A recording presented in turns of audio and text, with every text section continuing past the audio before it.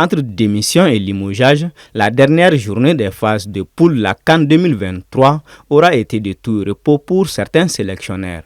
6 d'entre eux ont été contraints de quitter leur poste après la phase de groupe ou à la suite de l'élimination de leur équipe. Tom Saintfiet, sélectionneur de la Gambie.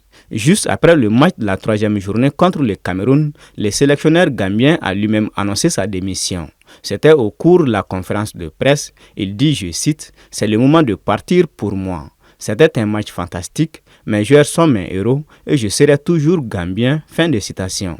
Quant à Chris Hughton, l'entraîneur du Ghana, il a été licencié. Les Black Stars ont terminé sur 2 points dans le groupe B.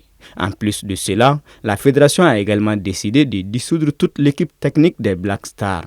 Le sélectionneur de la Tanzanie, Adel Amrouche, il a été aussi démis de ses fonctions après avoir écopé d'une suspension de 8 matchs de la part de la CAF. Cette suspension fait suite à ses propos à l'encontre de la Fédération marocaine de football après leur rencontre dans le groupe F lors de cette même CAN. Djalel Kadri, sélectionneur de la Tunisie, lui aussi a été remercié mercredi au terme du match nul entre la Tunisie et la Namibie.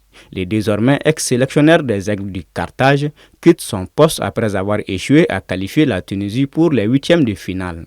Du côté de l'Algérie, le coach Djamel Belmadi n'a alors pas survécu à la 2e élimination du sud de son équipe en Coupe d'Afrique des Nations.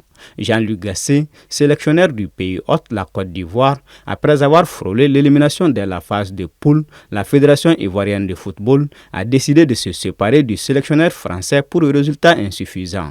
Il est remplacé par l'ancien international ivoirien Emers Faye en attendant l'ouverture d'une procédure de recrutement du nouveau sélectionneur. Ce samedi, les 8e de finale ont démarré. Alors va-t-elle se poursuivre cette vague de démissions ou de limogeage d'entraîneurs après des éliminations dans cette 34e édition de la CAN?